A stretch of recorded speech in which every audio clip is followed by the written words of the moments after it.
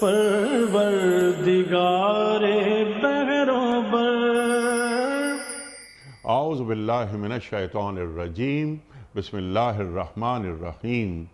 ان اللہ وملائکتہ یصلون علی النبی یا ایہا الذین آمنوا صلوا علیہ وسلموا تسلیما۔ اللہم صل علی سیدنا و نبینا و شفیعنا و مولانا محمد وعلی آل محمد وبارک وسلم۔ محترم خواتین و حضرات، السلام علیکم۔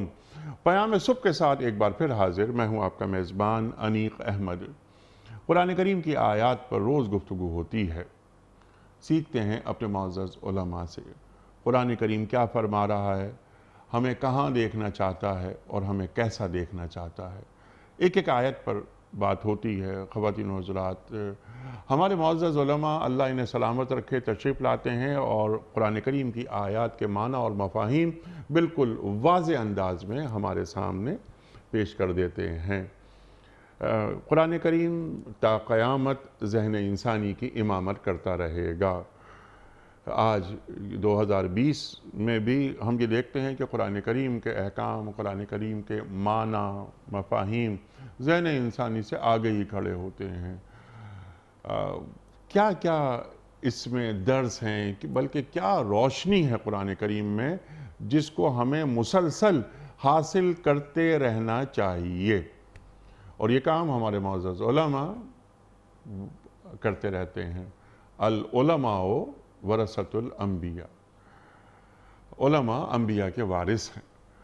خواتین و حضرات، آج ہم بات کروائیں گے اپنے معزز مہمان سے سورۃ الفجر اور آیات 27، 28، 29 اور 30 کے حوالے سے۔ نفس مطمئنہ کی بات ہو رہی ہے۔ یا ایتھا النفس المطمئنہ ارجعی الی ربک راضیۃ مرضیہ فادخلی فی عبادی وادخلی جنتی۔ ان آیات میں اللہ تعالیٰ کیا فرما رہا ہے؟ نفس مطمئنہ کسے کہتے ہیں؟ نفس مطمئنہ کا حصول کیسے ہوتا ہے؟ کیا نفس مطمئنہ دنیا ہی میں حاصل ہو جاتا ہے یا نفس مطمئنہ کا حصول اس دنیا کے بعد کی دنیا میں ہوگا؟ یہ چند سوالات ہم رکھیں گے۔ ذرا نفس امارہ کے بارے میں، نفس لوامہ کے بارے میں بھی بات کروانا چاہیں گے، پھر نفس مطمئنہ، پھر ذرا سی بات اور آگے جاتی ہے۔ ذرا سا پروگرام ہمارا آج کا شاید کچھ گاڑا ہو جائے، کچھ ثقیل پروگرام ہو جائے، لیکن جو یہ مدارج ہیں یہ کیا ہیں، ہمارا دین ہمیں کیا سمجھا رہا ہے؟ نفس راضیہ اور نفس مرضیہ، راضیۃ مرضیہ، یہاں بات ہو رہی ہے یہ اللہ سے راضی، اللہ ان سے راضی۔ پھر فادخلی فی عبادی، اللہ فرما رہا ہے کن سے؟ جو نفس مطمئنہ کے حامل ہیں۔ فادخلی فی عبادی، میرے بندوں میں داخل ہو جاؤ، میرے بندے۔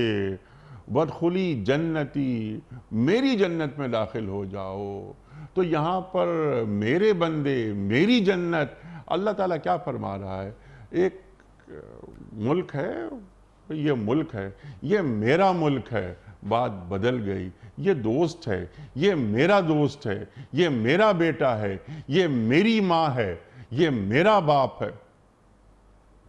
اللہ کیا فرمانا چاہ رہا ہے یہ ہمیں بتائیں گے محترم مفتی مصطفیٰ عزیز صاحب۔ ہمارے ملک کا ایک بہت اہم نام، بڑے کام ہیں آپ کے تعلیم اور تعلم کے حوالے سے، لیکن ایک بہت بڑا کام یہ ہے کہ سیرت کے حوالے سے آپ نے ایک باقاعدہ ایک مشن بنا کر اس پر کام کیا اور سیرت کورس انٹروڈیوس کروایا۔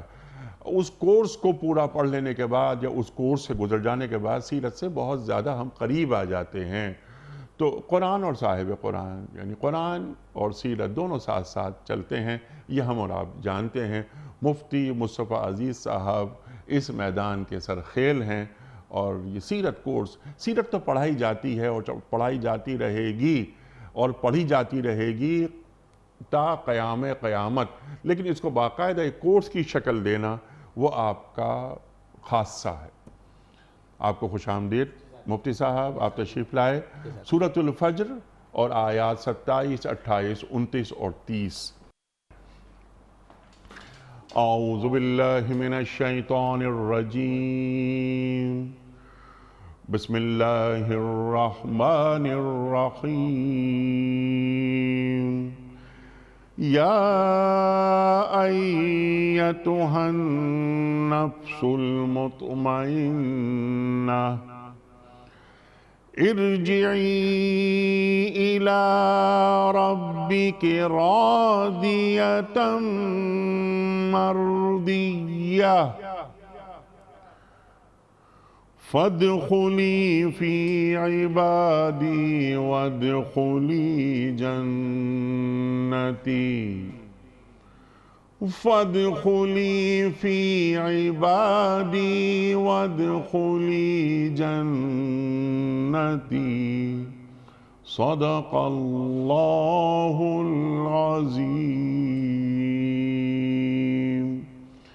اے نفس مطمئن، چل اپنے رب کی طرف اس حال میں کہ تو اپنے انجام نیک سے خوش اور اپنے رب کے نزدیک پسندیدہ ہے۔ شامل ہو جا میرے نیک بندوں میں اور داخل ہو جا میری جنت میں۔ صدق اللہ العظیم۔ محترم مفتی صاحب کی خدمت میں اس سے پہلے کہ ہم آج کے پروگرام کے حوالے سے پہلا سوال رکھیں، کل کے پوچھے گئے سوال کا درست جواب اور آج کا سوال آپ کی خدمت میں۔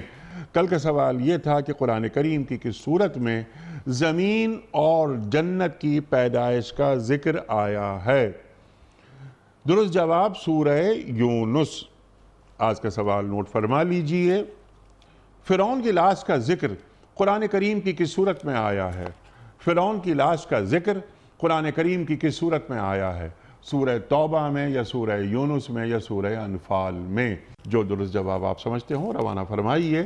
ہمارے فون نمبرز ہیں 00922134527 ہمارا دوسرا فون نمبر ہے 009221343000980۔ ہمارا ای میل ایڈریس ps@duniatv.tv، ہمارا SMS کا نمبر 3031 اور ہمارا واٹس ایپ کا نمبر ہے 009232500194۔ حضرت ارشاد فرمائیے، کیا آیات ہیں! اللہ اکبر، اللہ اکبر۔ یا ایتھا النفس المطمئنہ ارجعی الی ربک راضیۃ مرضیہ۔ ارشاد کیا ہے؟ نفس امارہ کیا ہوتا ہے؟ نفس لوامہ کیا ہوتا ہے؟ نفس مطمئنہ سے اللہ یہاں بات شروع کر رہا ہے، لیکن حضرت یوسف ہمیں یاد آتے ہیں۔ ارشاد ان الحمد للہ رب العالمین والصلاة والسلام علی صفوة خلقہ محمد النبی الامی وعلی آلہ وسلم تسلیما۔ اللہ تبارک و تعالیٰ کی قدرت، عظمت، کبریائی، شان، شوکت اور مقام اور مرتبہ دل میں ایک پل کے لیے بندہ سوچے اور پھر اس خطاب کو سوچے کہ کیا کمال ذات ہے، اور ایک نفس کو اتنے اعزاز اور اکرام سے خطاب فرما رہی ہے کہ اے نفس مطمئنہ۔ نفس کو خطاب کرنا، کسی کا نام لینا اور کسی کے ایک جز اور خاص کو کہنا، اور پھر کہنے والی ذات بھی کہنے والی۔ سبحان اللہ۔ مطلب یہ ہے کہ اعزاز اس پہلو سے کہ ملک کا کوئی صدر ہے، کوئی وزیر اعظم بڑا ہے اور سرپرست ہے، وہ کسی کا نام لے کر اس کو اعزاز دیتا ہے۔ ایک یہ ہے کہ جس نے یہ کام کیا ان کو یہ اعزاز مل گیا، ایک یہ ہے کہ ایک کا نام لے کے ان کو اعزاز مل رہا، تو یہ اس کے لیے نام لینا ہی اعزاز والی چیز ہے۔ تو یا ایتھا النفس المطمئنہ، کہ اللہ تبارک و تعالی نفس مطمئنہ کی اس صفت کو خطاب فرما رہے ہیں، تو اس کے لیے ایک بہت بڑا اعزاز، یہ ایک پہلو ہوا۔ اللہ تبارک و تعالی نے انسان کو بنایا اور انسان میں ایک کیفیات اور اندر کا انسان بنایا جس کو ہم نفس کہتے ہیں، اندر کا انسان بنایا جس کو ہم نفس کہتے ہیں۔ اس کی کیفیات آگے بدلتی رہتی ہیں۔ کبھی اس کی کیفیت ایسی ہوتی ہے کہ وہ گناہوں پہ بے باکی اور صفاکیت اور ظلمت پہ اتر آتا ہے، اور گناہوں پہ گناہ اور در پہ در جو ہے وہ گناہوں پہ گناہوں کی سیڑھیوں پہ اور اس کے دلدل میں پھنستا جاتا ہے اور اپنے آپ کو پھنساتا جاتا ہے۔ جب وہ ایسی کیفیت میں ہوتا ہے تو قرآن عزیز نے ایسے کیفیت والے نفس کو نفس امارہ کہا ہے۔ امارہ جو ہے وہ امر سے ہے کہ بار بار حکم کرنے والا، بار بار مجبور کرنے والا اور پھنسا کے قید کر کے اس کو مجبور کرنے والا، کہ یہ نفس امارہ ہوا۔ اچھا، جب وہ اس کو تھوڑا سا سکون ملتا ہے اور اس عماریت سے، صفاقیت سے اور بے باکیت سے وہ نکلتا ہے تو تھوڑا سا نیچے آتا ہے جو اس کو اندر سے تھوڑا سا ٹیس بھی کرتا ہے، جھنجھوڑتا بھی ہے اور اندر سے اس کو ملامت کرتا ہے، تو ایسے نفس کو نفس لوامہ کہتے ہیں۔ پھر اگلی ایک کیفیت آتی ہے جس میں نفس کو ایک ایسا فیض ملتا ہے، ایک ایسا نور ملتا ہے، ایک ایسی توفیق ملتی ہے جس کی بنیاد پر وہ اعمال کی طرف رغبت کرتا ہے۔ مطلب یہ ہے کہ گناہوں سے ملامت کرنا ایک علیحدہ پہلو ہے اور نیکیوں کی طرف رغبت دلانا نفس کی ایک علیحدہ پہلو ہے، جس کو آیا ہے اس کی نفس کی تقسیم میں، اس کو نفس ملہمہ کہتے ہیں کہ یہ ملہمہ ہے۔ چوتھے نمبر پہ نفس مطمئنہ، مطلب کیا ہے کہ عماریت سے بھی نکلا اور عماریت کے بعد یہ ہے کہ لوامیت، گناہوں سے اس نے توبہ کی اور الہام ملہم سے یہ نیکیوں کی طرف آیا، اور جب یہ مطمئن ہوا، اس کو چین آیا، اس کو قرار ملا، اس کو سکون ملا، اس کو اطمینان ملا، یہ اپنے آپ میں قرار میں جب آیا تو پھر کیا ہوا؟ یہ نفس مطمئنہ بنا۔ پھر آگے کیا ہوا نفس کے درجات میں؟ آگے یہ ہے کہ جب یہ مطمئنہ کیا ہے کہ نیکی پہ اس کو اطمینان ہوا، اسی پہ ٹھہرا رہا۔ ایک پہلو ہے کہ وہ ولایت صغرا اس کو کہتے ہیں۔ دوسرا اگلا پہلو کیا ہے کہ نفس راضیہ ہو گیا کہ اللہ کی ہر رضا پر راضی ہے۔ ایک یہ ہے کہ نیکیوں پر مطمئن ہے، ایک یہ ہے کہ مشاکل، مصائب، بیماریاں، حالات اور دلدل اور جکڑی ہوئی کیفیت میں بھی راضیہ۔ الحمدللہ علی کل حال، الحمدللہ علی کل حال، ایک کیفیت۔ اچھا، پھر جب راضی جب ہو جاتا ہے تو پھر اس کو ایک ایسا اعزاز ملتا ہے جو آپ نے انٹرو میں شروع میں بتایا ہے، مرضیہ بھی ہے۔ راضی تو تھا ہی تھا، ایک طرف سے راضی ہونا شاید کافی نہ ہوتا تو دوسری طرف سے وہ مرضیہ کہ یہ طالب اللہ کا طالب بھی ہے اور اللہ کا مطلوب بھی ہے، یہ راضی بھی ہے اور اللہ اس سے راضی بھی ہے، یہ ہوا۔ اور ساتویں نمبر پر ایک اور نفس کی ہے کہ نفس کاملہ، مطلب یہ ہے کہ ساری کیفیات سے آتے ہوئے گناہوں کو چھوڑا اس نے اور نیکیوں پر بھی رہا، اللہ کی رضا الحمدللہ علی کل حال بھی رہا، تو اس کو سٹار ملا کہ یہ نفس کامل ہے۔ اور یہی نفس کامل، یہ جو آگے راضیہ، مرضیہ، کامل کہا ہے، اصل میں یہ مطمئنہ کی صفات ہیں کہ اطمینان والوں میں بھی آگے درجات ہوں گے، آگے پوزیشنیں ہوں گی۔ مطمئنہ تو ہے لیکن مطمئنہ کے اگلی جو پوزیشنیں ہیں وہ راضیہ، مرضیہ اور کامل ہونے کی وجہ سے اللہ تبارک و تعالیٰ اس کو اعزازات سے نوازتے جائیں گے۔ پھر ہر ایک کے لے جانے کی تو جاؤ، آنے کی کیفیت کیا ہے، آگے پروٹوکول کیا ہے، آگے جانا کیا ہے، چلتا چلوں؟ جی نہیں، اس پہ یہ پروٹوکولز وغیرہ، یہ طریقہ کار کیا ہے، اور سوال یعنی یہ بھی رکھیں گے، سیکھیں گے ہم آپ سے کہ یہ نفس مطمئنہ جو بات ہو رہی ہے یہاں پر، نفس مطمئنہ کا حصول کیسے ممکن ہے، اور کیا یہ صرف انبیاء، رسل، اولیاء اللہ ان سے منسوب ہے یا کوئی بھی شخص اس مقام کو حاصل کر سکتا ہے؟ طریقہ کار کیا ہے؟ اللہ کا ذکر، اللہ کی اطاعت، اللہ کی نافرمانی سے مکمل گریز، ارشاد۔ آپ صلی اللہ علیہ وسلم کی حدیث کا مفہوم ہے، صحابہ سے فرمایا کہ آپ کو ایک ایسے دوست کے بارے میں، رفیق کے بارے میں بتلاتا ہوں کہ وہ ایسا رفیق ہے، ایسا دوست ہے کہ اس کو اچھا کھلاؤ، اچھا پلاؤ، اچھا پہناؤ اور اس کو عزت دو تو وہ تمہیں کسی بلا اور مصیبت میں پھنسا دے گا۔ اچھا، اور وہی دوست ہے اگر اس کو تم ذلیل کر کے رکھو اور اس کو پہناؤ کھلاؤ نہیں تو وہ تمہاری اطاعت کرے گا۔ تو صحابہ نے پوچھا یا رسول اللہ صلی اللہ علیہ وسلم، اس سے برا دوست تو دنیا میں نہیں ہے جو ایسا کرے؟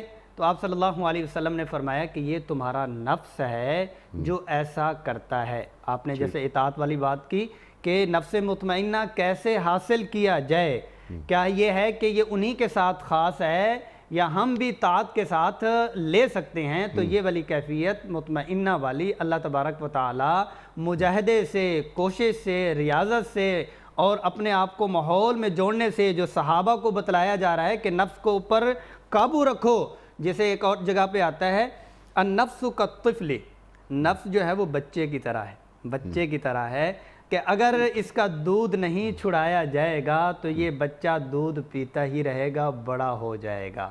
تو نفس کو اس کے ساتھ تشبیہ دی گئی، مطلب یہ ہے کہ نفس کی جب مانتے چلے جاؤ گے تو پھر تم مطمئنہ والا نفس نہیں پا سکتے۔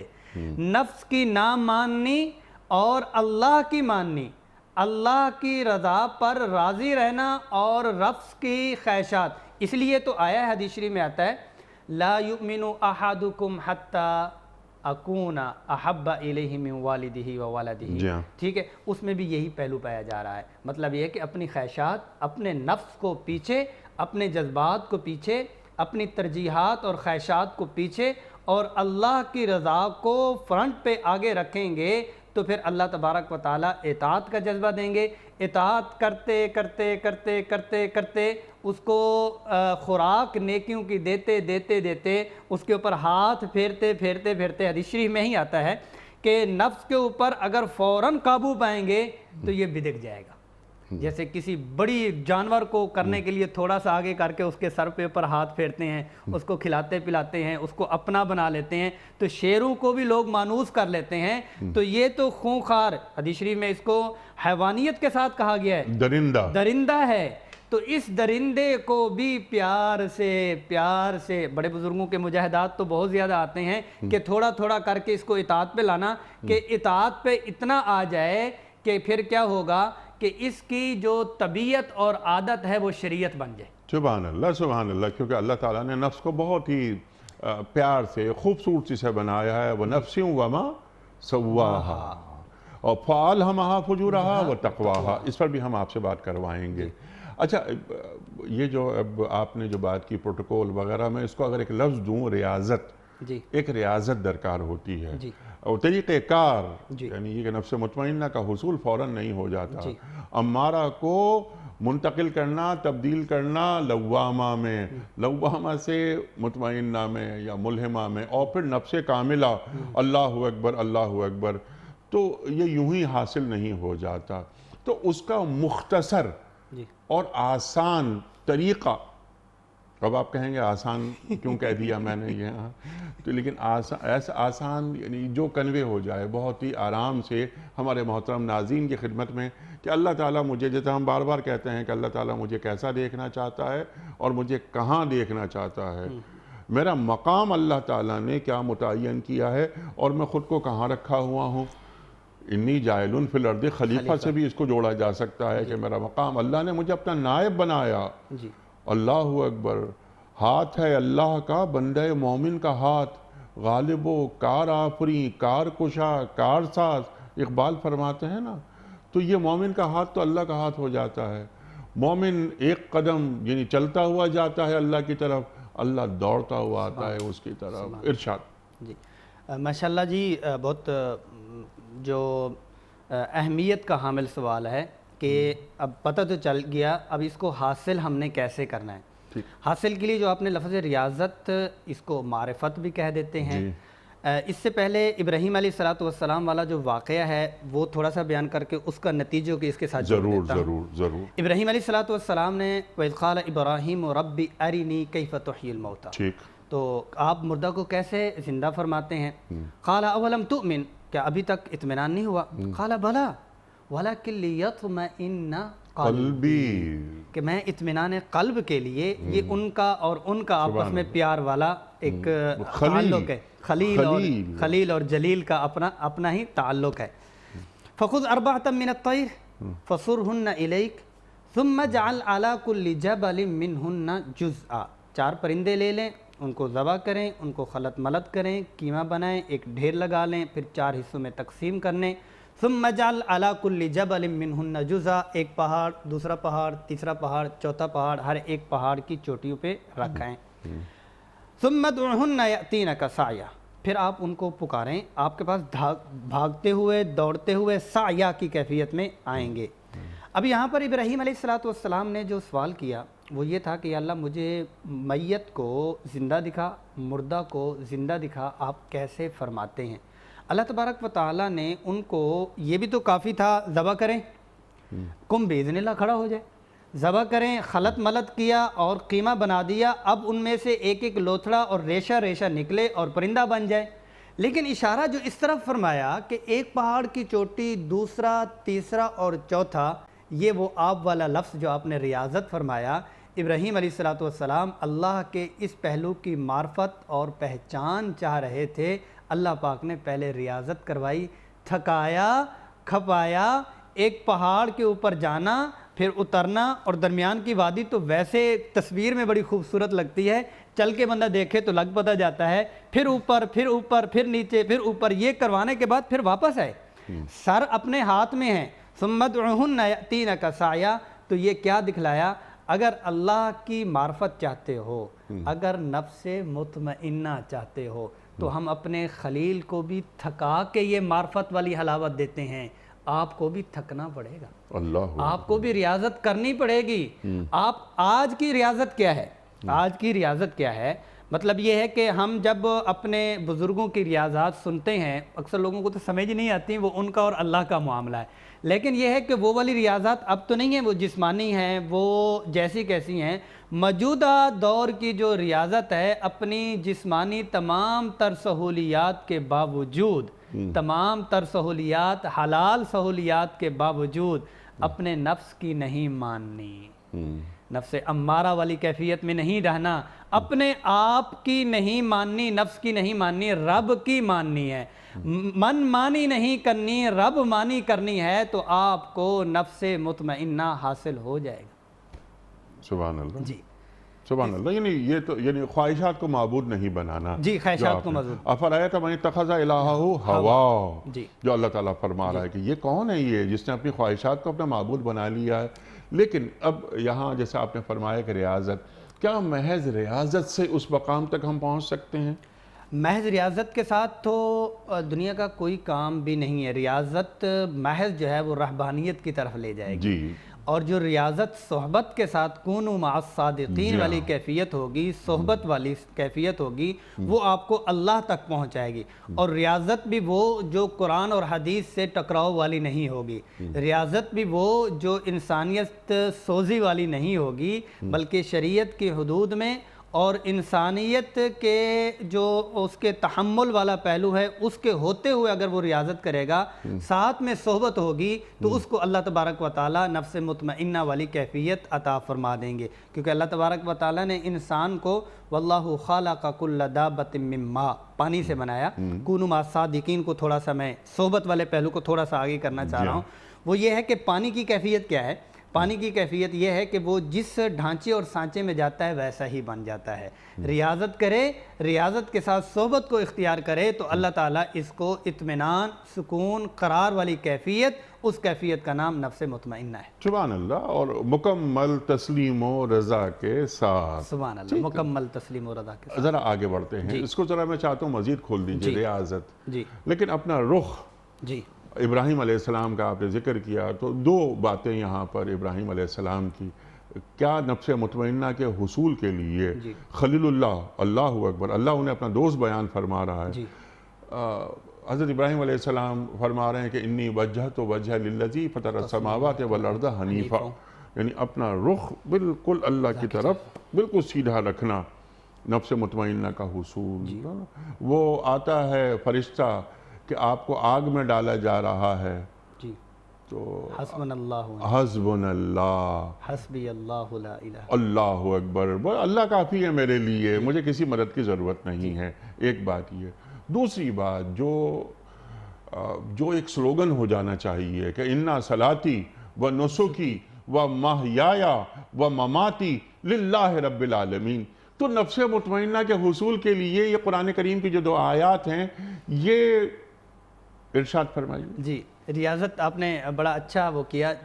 بعض اوقات جب ہم ریاضت کا نام سنتے ہیں، یہ اشارہ آپ نے بلکہ بہت بڑا نظریہ جو ہے نا کلیئر کیا اور صاف کیا ہے۔ ریاضت کا جب ہم نام سنتے ہیں تو تصور میں یہ آتا ہے کہ نماز، روزہ، حج، زکوٰۃ ایک چیز ہے، اور جو ریاضت اور سلوکیت، تصوف اور تزکیہ وہ ایک اور چیز ہے، بلکہ ریاضت ہی اصل وہی ہے، قل ان صلاتی و نسکی و مایحیی و مماتی، مطلب یہ ہے کہ جو اللہ تبارک و تعالیٰ کے احکامات ہیں ان احکامات کو بجا لانا ریاضت اور نفس کے مجاہدے کے ساتھ، یہی سب سے بڑی ریاضت ہے، اس کا اہتمام کرنا اور اس کا مکمل انتظام کرنا، اور یہی احکام جو اللہ تبارک و تعالیٰ نے عطا فرمائے ہیں۔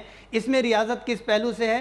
اس میں ریاضت اس پہلو سے ہے کہ نفس مطمئنہ کے لیے ہمیں کوئی ایسا کرنے کی ضرورت نہیں ہے کہ جو ایک بہت تفصیل ہماری کتابوں میں ملتی ہے اس موضوع کے اوپر، بلکہ یہی ہے کہ جو اللہ تبارک و تعالیٰ نے فرض نماز دے دی ہے، اب اس میں ریاضت کیا ہے؟ اس میں ریاضت یہ ہے کہ کھانا تیار ہو چکا، مہمان آ چکے، ادھر سے اذان آئی، اب یہ ریاضت ہے کہ نماز با جماعت۔ اب یہ ہے کہ ایسے حالات آ چکے ہیں کہ جس میں وہ جکڑا جا چکا ہے، لیکن نسک کی بات آئی ہے تو اس وقت وہ نسک اور قربانی کو بجا لا رہا، اپنی زندگی اور موت اس کی دو پہ لگ رہی ہے، لیکن وہ اللہ کے احکام کو بجا لانے میں دریغ نہیں کر رہا۔ تو اس کی یہی ریاضت کہ اللہ کے احکام اور سنت رسول صلی اللہ علیہ وسلم کو بجا لاتا ہے تو اس کو نفس مطمئنہ حاصل ہو جائے گا، اطمینان اور قرار مل جائے گا۔ سبحان اللہ، سبحان اللہ۔ ابھی طریقہ کار اس کا کیا ہوگا، زندگی کے معاملات میں کیا ہوگا؟ آپ نے ایک مثال دی، ایک چھوٹی سی مثال آپ نے کہ میرے سامنے کھانا رکھا ہوا ہے، بہترین خوان نعمت آئے ہوئے ہیں، اشتہا انگیز جو اس کی خوشبوئیں ہیں وہ مجھے تڑپا رہی ہیں، لیکن اللہ اکبر، اللہ اکبر، سبحان اللہ۔ تو اذان کی آواز سن لینے کے بعد میں کیا کروں گا؟ ترجیحات میں کیا ہے؟ کیا ترجیح اول اللہ ہے میرے لیے یا نہیں؟ اس کی کوئی اللہ کی، میرے دین کی، میرے نزدیک، میرے اہل خانہ کے نزدیک کوئی ثانوی حیثیت ہے یا اولین حیثیت ہے جو آپ بات فرما رہے ہیں؟ لیکن میں چاہتا ہوں یہ آیات مکمل ہو جائیں، اس کے بعد ہم اس میں ٹو ڈوز کرنے کے کام کیا ہیں، یعنی ہم اس کے لیے یعنی آپ سے یہ سیکھنا چاہیں گے کہ طریقہ کار کیا ہو جو ہم اپنی روزمرہ زندگیوں میں اسے اڈاپٹ کر لیں، یہ ہم آپ سے سیکھیں گے۔ لیکن فَادْخُلِي فِي عِبَادِي وَادْخُلِي جنتی، بلکہ اس سے پہلے راضیتم مرضیہ پر میں چاہتا ہوں ذرا بات کریں آپ کہ میں اللہ سے راضی، اللہ مجھ سے راضی، یہ منزل کیسے آتی ہے؟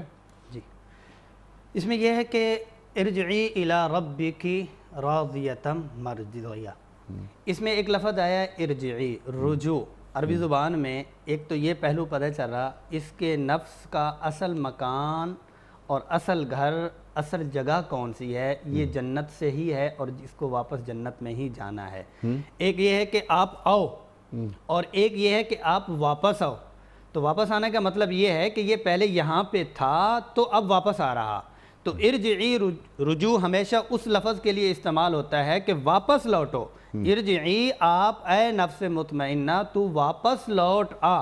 تو اس سے یہ پتہ چلا کہ نفس جنت میں ہی بنایا گیا، جس میں وہ قرآن مجید میں بھی آتا ہے کہ یا ایھا الرسول بلغ ما انزل الیک من ربک، اس سے اوپر والی جو آیات ہیں جس میں یہ کہ الست بربکم قالوا بلا، وہ نفوس اور روح اللہ تبارک و تعالیٰ نے جو بنائے یہ وہاں سے آیا اور اس کو واپس دوبارہ وہاں پہ لے جایا جا رہا۔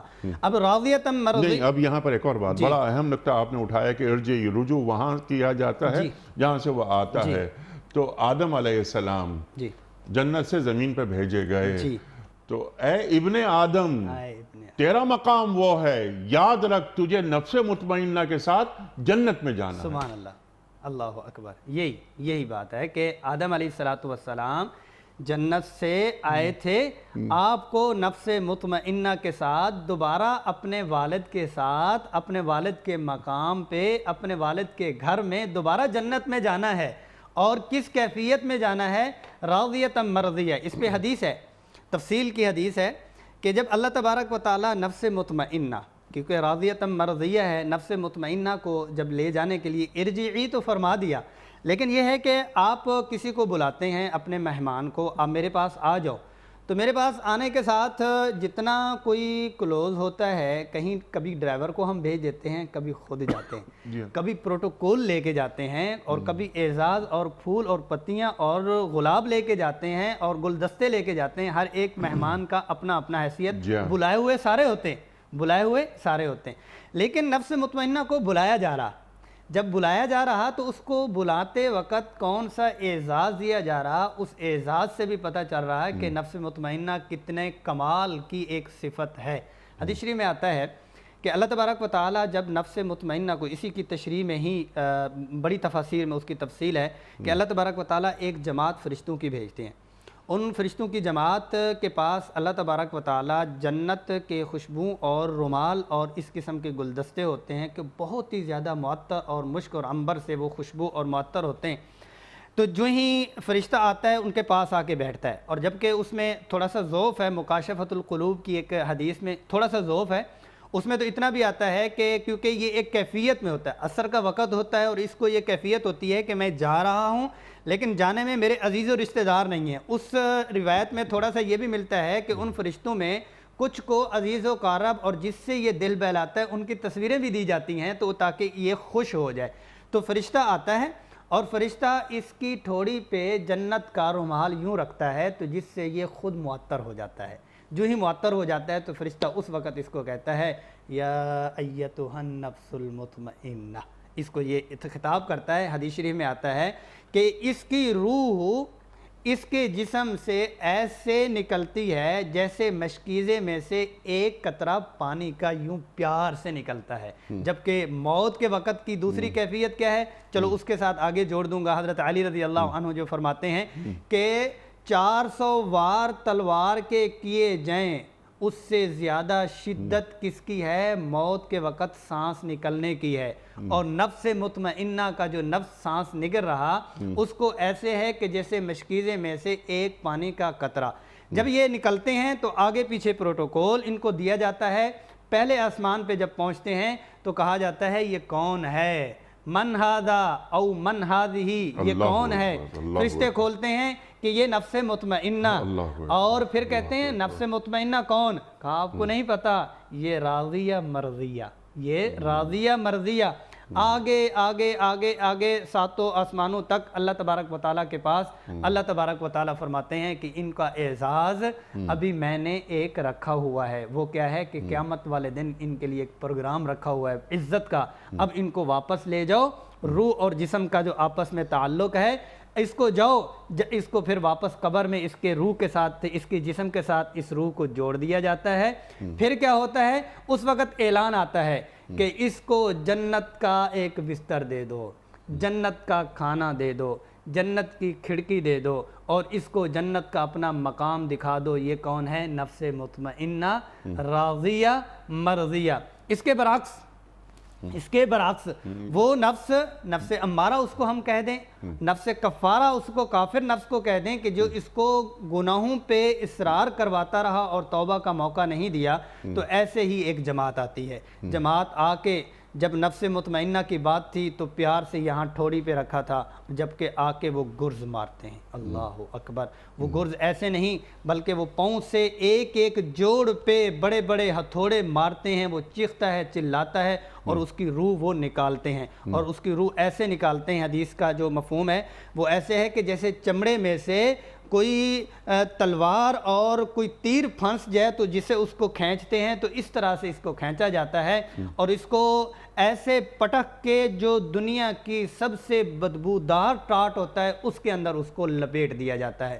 جب اس کو آسمان کی طرف لے جایا جاتا ہے تو کہتے ہیں یہ کون ہے؟ کہتے ہیں کہ یہ نفس خبیثہ ہے اور یہ نفس امارہ ہے، اور اس کو جب اوپر لایا جاتا ہے تو آپ صلی اللہ علیہ وسلم نے فرمایا لا تفتح لهم ابواب السماء، ان کے لیے آسمان کے دروازے نہیں کھلتے، اوپر نہیں لے جایا جاتا، واپس اس کو قبر میں رکھا جاتا ہے اور اس کو مار دی جاتی ہے۔ اس کو جہنم آگ کا بستر دے دو، آگ کی کھڑکی کھول دو اور جہنم کا ٹھکانہ اس کو دے دو، اور وہ اسی میں ہی چیختا اور چلاتا رہتا ہے، جبکہ کیونکہ اس نے مجاہدہ اتنا کیا ہے، اپنے نفس کو طاعت پہ اتنا رکھا ہے، نفس مطمئنہ راضیہ مرضیہ بنایا ہے، تو اللہ تبارک و تعالیٰ نے اس کو اعزاز بھی اتنا ہی دیا ہے کہ اللہ کے پاس نفس المطمئنہ کو اتنا اعزاز دیا جا رہا اور نفس خبیثہ کو اتنا پھٹکار کیا جا رہا. جو لذتیں اور جو حلاوتیں اور جو آپ نے آسائشیں اور راحتیں لینی تھی وہ دنیا میں لے لی ہیں,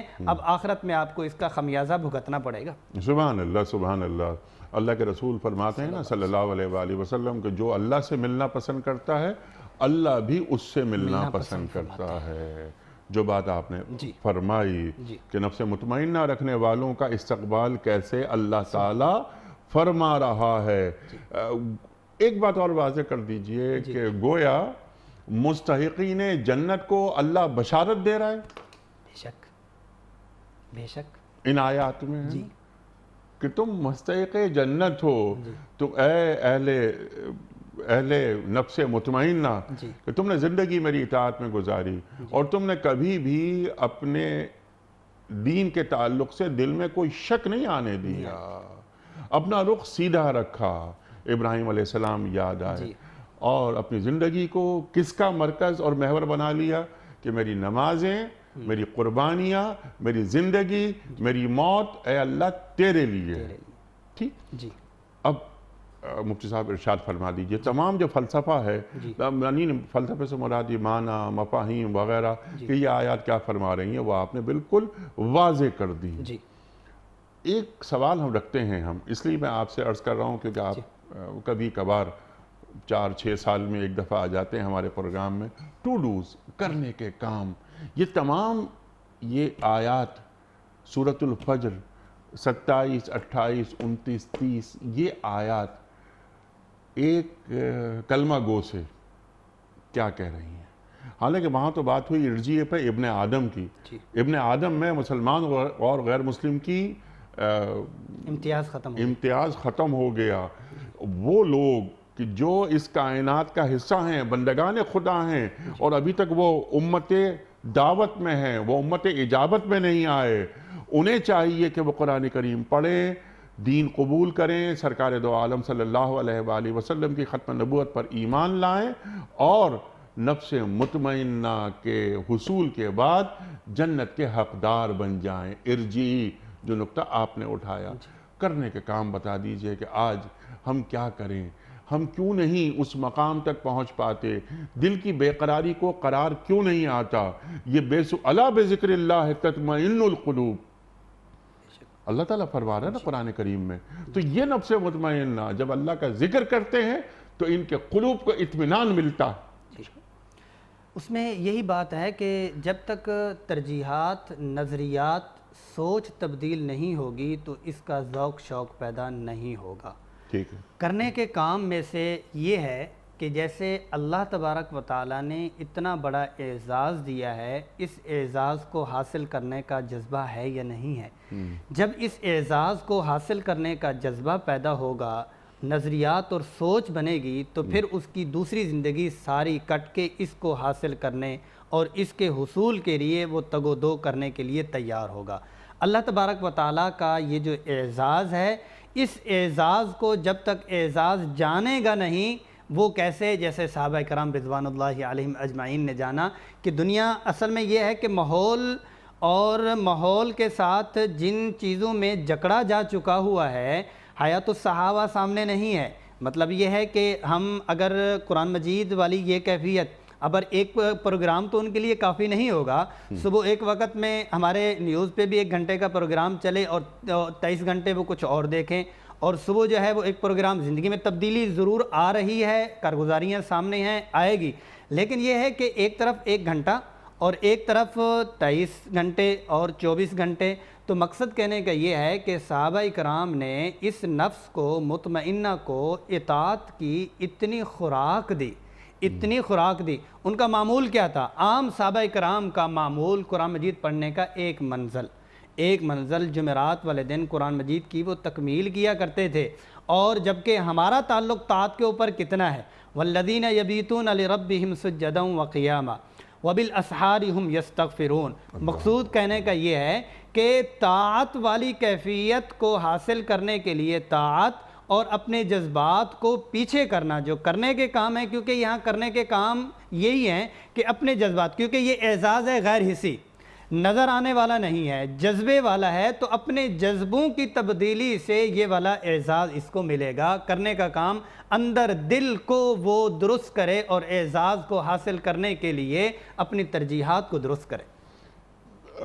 مولانا یہ جو بات آپ نے فرمائی کہ ترجیحات کو درست کرے، جیسے آغاز میں ہم نے ایک بات کی تھی کیا ترجیح اول میں اللہ ہے یا نہیں ہے، لیکن اس کو ذرا سا اور آگے بڑھاتے ہیں نا، یہ تو ایک منزل ہے، ایک مقصد ہے جس کا حصول ہے، وہ آپ نے بات بیان فرما دی۔ میں اس راستے کی بات کر رہا ہوں، جیسے اب ان تمام چیزوں کا حصول کیسے ہو، ہمارے معاشرے میں کیا نفس مطمئنہ کے حصول کے لیے کچھ تربیتی نشستیں ہو رہی ہیں، تربیت گاہیں ہیں۔ معاشرے سے لگتا یہ ہے کہ مذہبی گرفت رفتہ رفتہ ڈھیلی ہوتی جا رہی ہے، دین بھی چند ریچولز کا مجموعہ بنا کے پیش کر دیا جاتا ہے کہ میں نماز پڑھ لی اور روزہ رکھ لیا، زکوٰۃ ادا کر لی، حج عمرہ کبھی کبھار کر لیا، وغیرہ وغیرہ تمام باتیں۔ لیکن وہ جیسے آپ بار بار ایک بات پہ زور دے رہے تھے، کونوا مع الصادقین پر، اللہ والوں کی صحبتیں، تزکیہ نفس۔ اب یہاں پر نفس کی بات، نفس مطمئنہ، کیا نفس مطمئنہ کا حصول تزکیے کے بغیر ہو سکتا ہے؟ یہاں پر تزکیہ نفس کی بات کر رہا ہوں بھئی، تزکیہ تو ایک بہت بڑا اس کا کینوس ہے، وہ تو علم کا بھی تزکیہ ہے، علماء کا بھی تزکیہ ہے، وغیرہ وغیرہ۔ سرکار دو عالم صلی اللہ علیہ وآلہ وسلم نے صحابہ کو، جن کا آپ بار بار ذکر آپ نے فرمایا اور بہت اچھا ذکر فرمایا، وہ قدسی نفوس پیدا کر دیے، یتلو علیہم آیاتہ ویزکیہم ویعلمہم الکتاب والحکمہ۔ ان فرائض رسالت کے بغیر، ان پر عمل کیے بغیر کیا ہم نفس مطمئنہ حاصل کر سکتے ہیں؟ اگر نہیں کر سکتے تو اس کے لیے کیا کام ہو رہا ہے؟ پاکستان میں کیا کام ہو رہا ہے؟ کیا تلاوت آیات ہو رہی ہیں؟ کیا تزکیہ ہو رہا ہے؟ کیا کتاب و حکمت کی تعلیم دی جا رہی ہے؟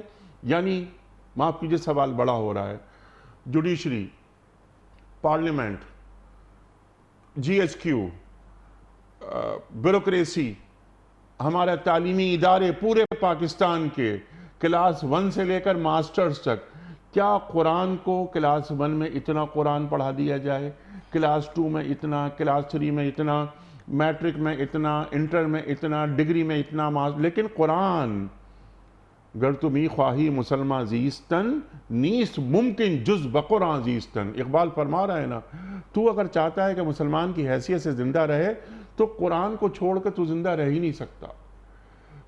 صاحب قرآن سیرت کلاس 1، کلاس 2، کلاس 3 اور ماسٹرز تک سیرت، قرآن اور صاحب قرآن ساتھ ساتھ چلیں، پھر یہ نفس امارہ، نفس لوامہ کی طرف، نفس لوامہ، نفس مطمئنہ کی طرف، وغیرہ وغیرہ۔ پھر آپ تو بہت آگے تک آپ نے بات کی، نفس راضیہ، نفس مرضیہ، نفس کاملہ۔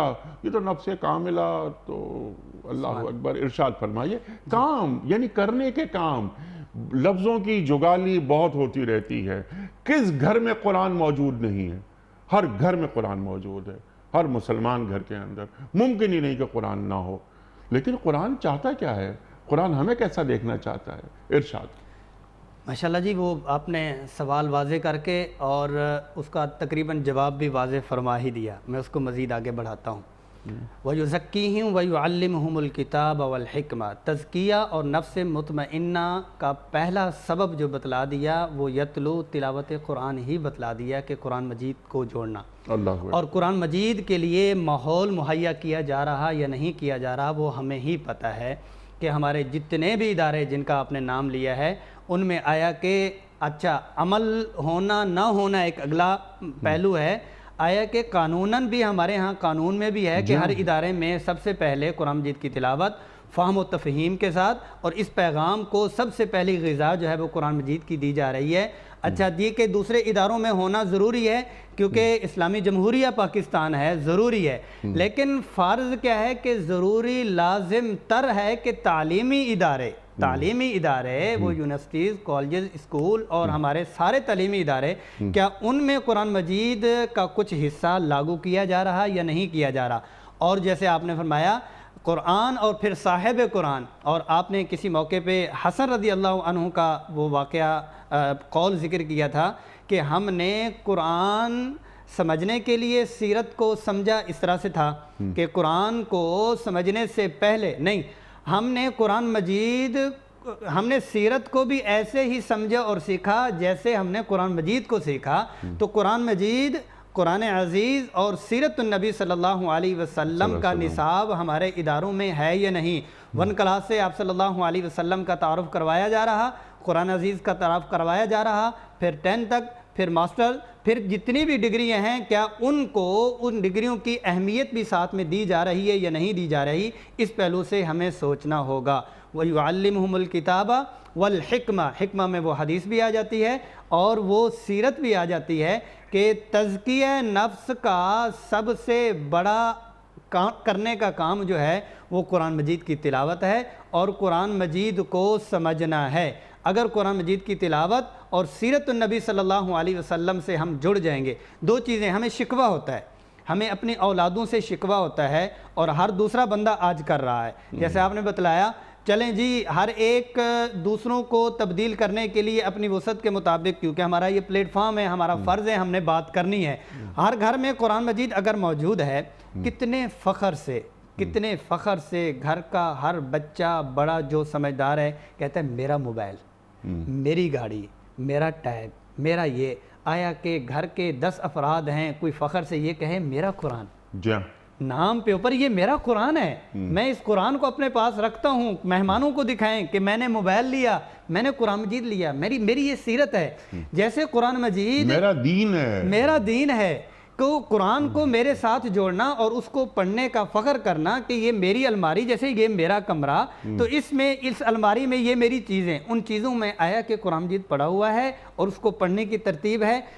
ہم تو جیسے آپ نے، اللہ آپ کو جزائے خیر دے، سیرت النبی صلی اللہ علیہ وسلم، اور اس میں تو ہمارا دین اور جان اور محبت ہے اور اصل ہی وہی ہے رسول اللہ صلی اللہ علیہ وسلم کی ذات گرامی، اللہ آپ کو جزائے خیر دے، کہ سیرت کے لیے تو ہم یہ ایک آواز اور لگا رہے ہیں کہ مسجدوں میں الحمدللہ ایک الماری میں قرآن مجید پڑے ہوتے ہیں، بھئی دوسری الماری میں سیرت کی کتابیں کیوں نہیں ہیں؟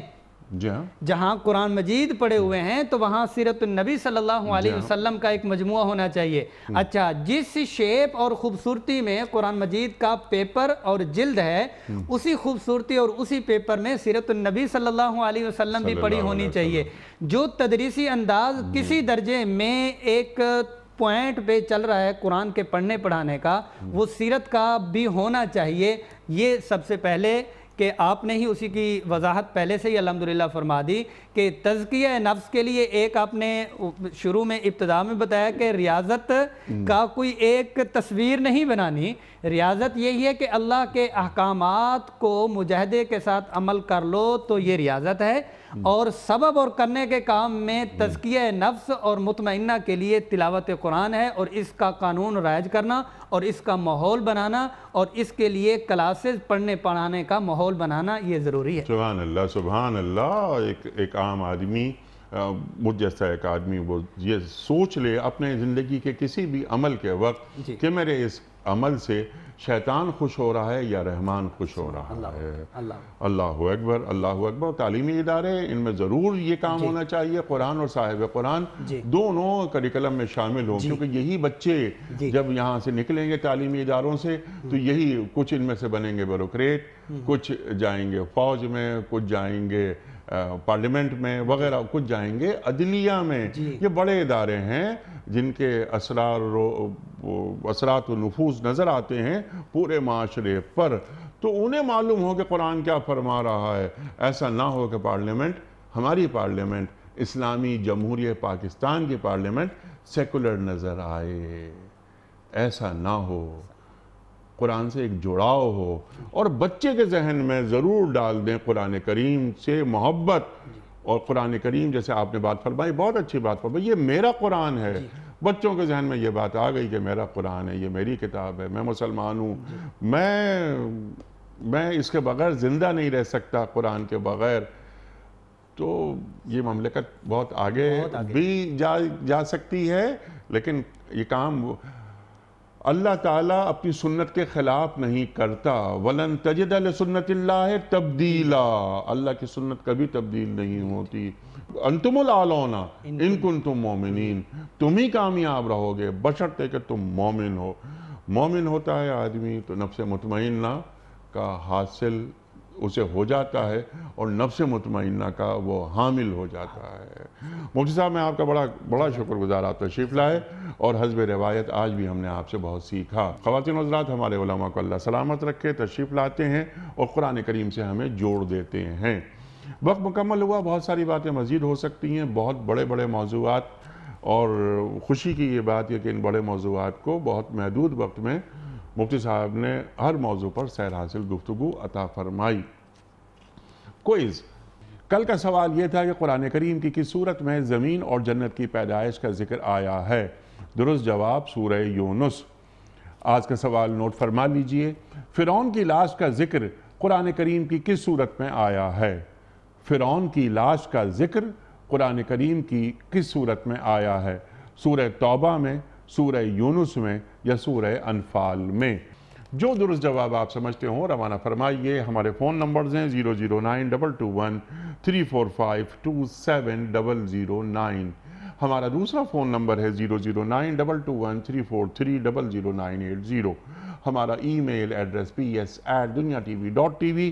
ہمارا SMS کا نمبر 3031 اور ہمارا واٹس ایپ کا نمبر ہے 009232182509194. حضرت ایک پرچی نکال کر آپ اعلان فرما دیجئے کہ آج کے ونر کون ہیں. بہت نیچے سے آپ نے پرچی نکالی اور زبردست یعنی بڑی تہ سے آپ لائے ہیں یہ پرچی. عمران احمد صاحب ہیں اسلام آباد سے. عمران احمد صاحب اسلام آباد سے آپ کی خدمت میں دنیا ٹی وی کی جانب سے دینی کتب پر مشتمل یہ گفٹ ہیمپر آپ کے گھر روانہ کیا جا رہا ہے. آپ کو بہت بہت مبارک ہو. اختتام ہوتا ہے پیام صبح کا روزانہ ایک قول پر، اور وہ قول ہوتا ہے صاحب نہج البلاغہ امیر المومنین حضرت علی مرتضیٰ کرم اللہ وجہہ کا. آپ فرماتے ہیں کہ جو شخص تمہارے پاس آئے تو تمہارے لیے ضروری ہے کہ اس کی مدد کرو. جو شخص تمہارے پاس آئے تو تمہارے لیے ضروری ہے کہ اس کی مدد کرو. سبحان اللہ سبحان اللہ. اپنے میزبان انیق احمد کو کل تک کے لیے اجازت دیجیے. خدا حافظ. پروردگار